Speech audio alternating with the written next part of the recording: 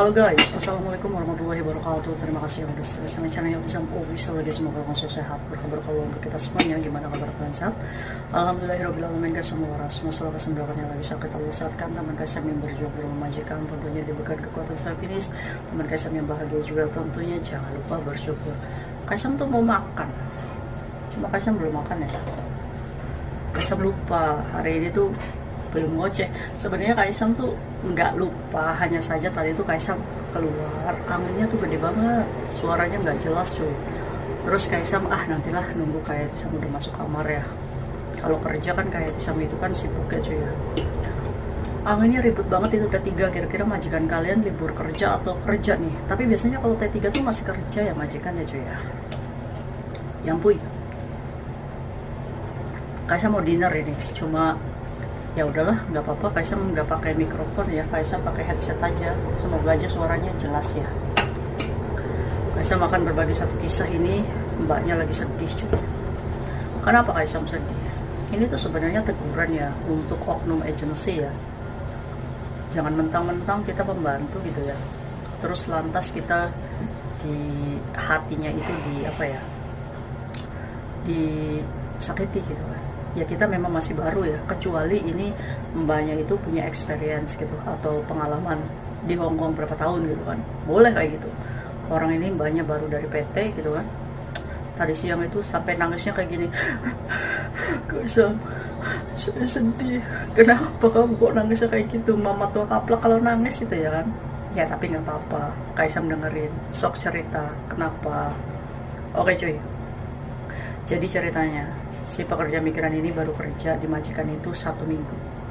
Dia punya partner kerjanya bagus. Terima kasih ya mbak yang menjadi partnernya. Dia ini bekerja baru 1 minggu dan masih masa adaptasi. Apalagi dia ini menjaga baby ya, anak kecil. Nah, tahu sendiri kan kalau majikan Hong Kong punya bayi itu protektif banget soal kebersihan. Bener nggak? Kita tuh diawasi selalu oleh CCTV. Karena apa? Karena anak kecil di Hong Kong itu tuh mereka tuh kebanggaan orang tuanya cuy. Apalagi anak laki-laki ya. Nah si mbaknya ini kan baru 1 minggu bekerja ya, otomatis masih dalam pantauan majikan. Semua nih tindakan yang tidak sreg sama majikannya itu CCTV-nya dikirimkan ke agensinya cuy.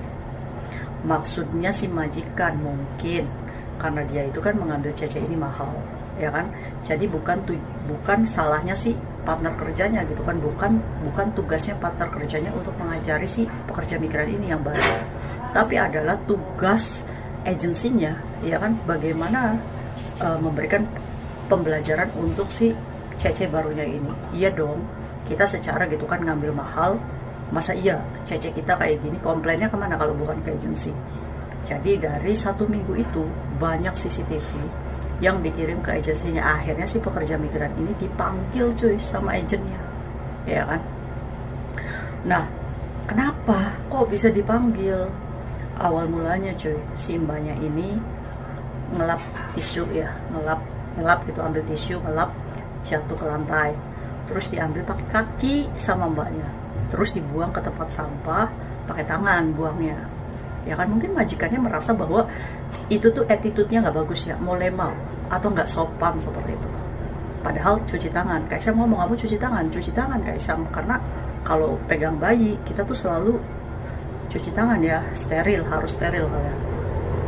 Nah singkat cerita, ada beberapa part video CCTV yang dikirim ke agensinya.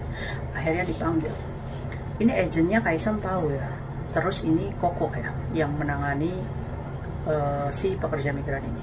Akhirnya si pekerja migran ini langsung dimarah-marah cuy sama si Kokonya ini, staff agentnya ya, atau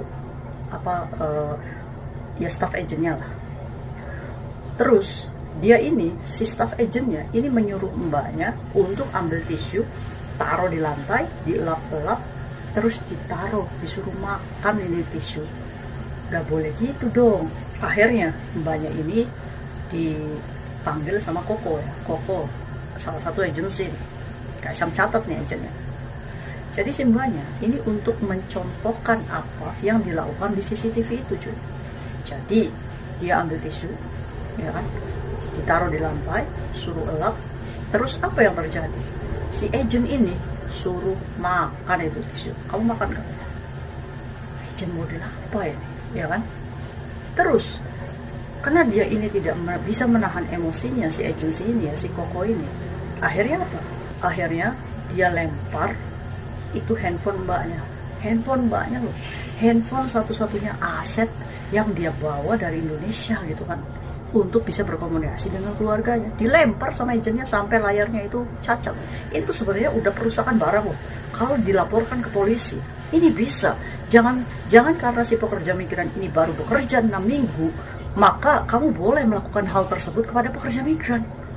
Sadar loh, ini loh pekerja migran, dia baru loh datang ke sini, adaptasi, dan tugas agensi itu membimbing, mengarahkan, membangunkan mentalnya supaya bagaimana caranya. Bukan malah merusak handphonenya, melakukan ibaratnya kekerasan verbal, ya kan? Terus mbaknya ini suruh lari-lari cuy, suruh lari-lari, muterin di situ banyak anak-anak yang cari job ya, suruh teriak dan minta maaf. Ini menurut Kaisam sih udah keterlaluan ya, edukasinya itu nggak dapet ini agensi. Akhirnya Kaisam mencoba nih membangunkan semangatnya si pekerja migrannya dengan memberikan sudut pandang seperti ini. Saya sedih Kaisam, kamu boleh sedih, kamu boleh sedih, tapi kamu tidak boleh menggunakan perasaan kamu terus kalau mau kerja di Hongkong. Contoh nih ya, Kaisam tanya, kamu kerja sama siapa? Sama majikan. Kaisam, pintar. Berarti kamu hempaskan tuh apa yang dikatakan agensi. Sekarang pertanyaannya, kamu masih pengen kerja nggak? Kamu mampu nggak bekerja di rumah majikan itu? Pekerjaannya mampu nggak kamu lakukan? Terus dia jawab, saya bisa Kaisam, saya mampu, saya lakukan. Ini sebenarnya miskomunikasi cara adaptasinya aja sih ya. Terus Kaisam ngomong, kamu harus sadar bahwa kamu itu adalah orang lain yang baru masuk di keluarga itu. Jadi boleh nggak kalau majikan nggak percaya sama kamu? Boleh Kaisam. Ya, itu yang pertama. Yang kedua, kamu baru tuh masuk ke situ. Wajar nggak majikan itu curiga kalau kamu itu punya penyakit kulit, kalau kamu kotor, kalau boleh nggak curiga seperti itu? Boleh Kaisam. Oke, jadi karena majikan itu merasa belum percaya sama kamu, jadi kamu harus maafkan majikan itu kalau kamu masih pengen kerja.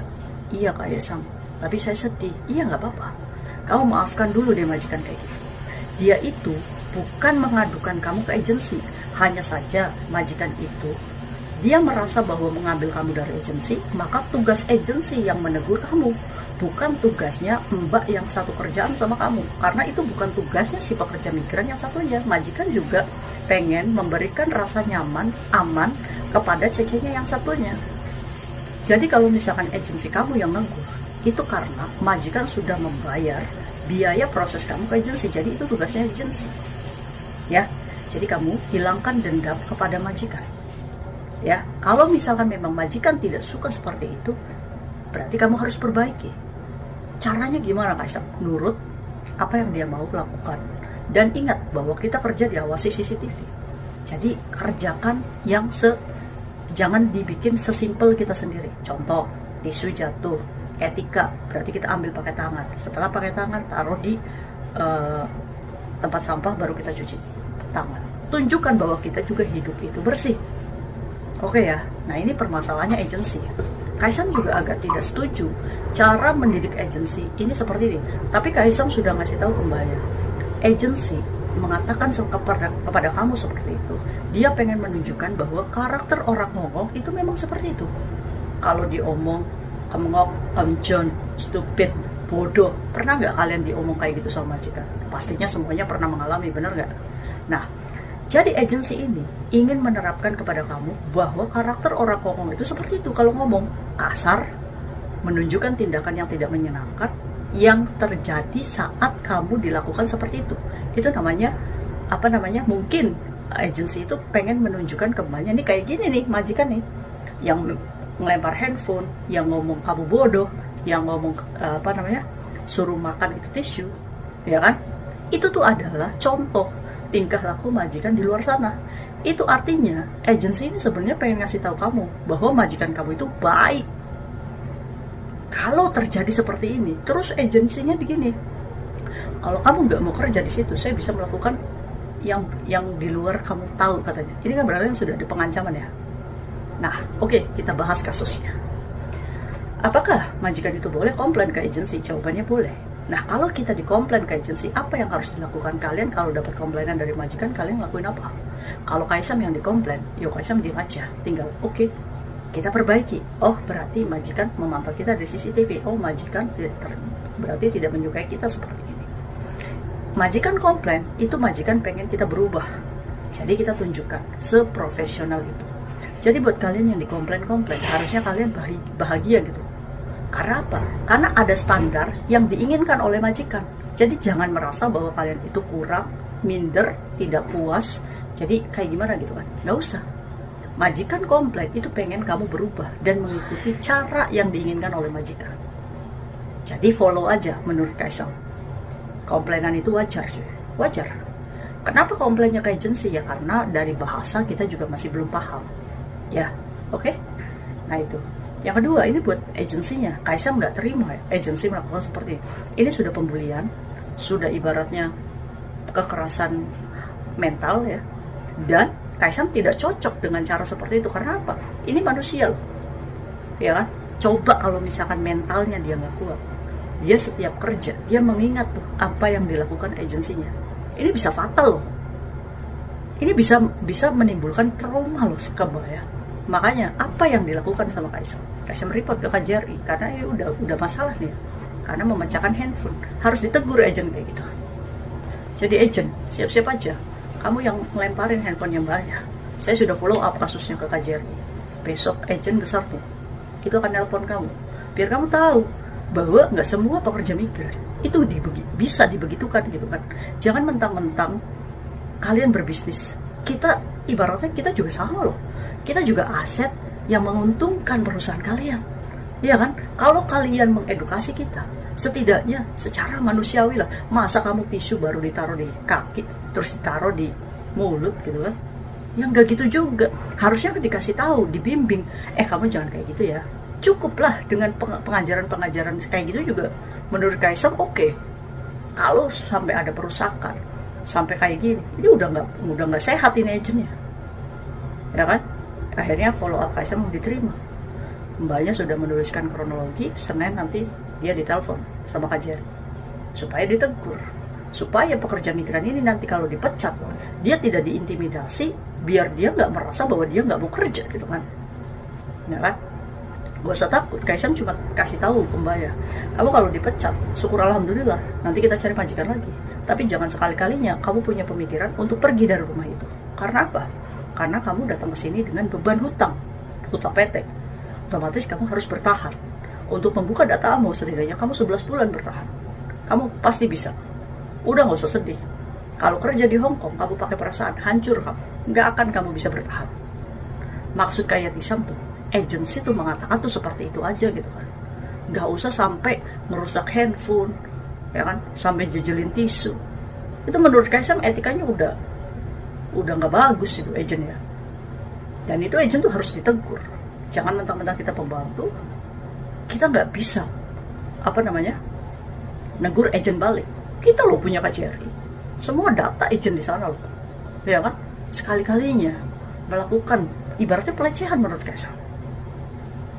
Karen, mungkin ini 6 minggu dia masih belum bisa follow up ke KJRI. Karena apa? Karena takut. Tapi dia cerita sama kayak Tisa. Kaisang mendengar, sakit hatiku, ya kan? Jadi mau aja. Mungkin mbaknya yang nggak bisa follow up kamu, tapi saya bisa follow up kamu. Bawa mbaknya ke KJRI, ya kan? Nah dari sini keberanian kayak Tisa. Itu bukan berarti Kaisang itu sok pahlawan atau ngesok. Kaisang di sini mengajarkan kepada kalian untuk mau speak up. Kalau misalkan hati kalian sakit dan itu sudah tidak manusiawi, sudah ada perusakan barang, report, biar ditegur. Gak usah takut. Dia juga sama manusia kok. Dia tanpa kita juga nggak akan berjalan itu aja. Jadi jangan pernah menganggap dirimu rendah, jangan pernah menganggap dirimu bahwa kamu nggak bisa kerja, ya kan? Dan Kaisang sudah motivasi mbaknya. Yang harus kamu lakukan, gak usah mikir majikan itu mau terminate kamu atau enggak.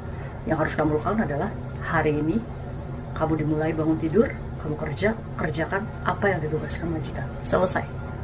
Terserah majikan mau suka atau tidak dengan kamu, yang penting kamu sudah profesional kerja. Bisa? Bisa Kaisang. Good. Nah itu maksud Kaisang. Ya. Maaf aja. Ya Koko agent.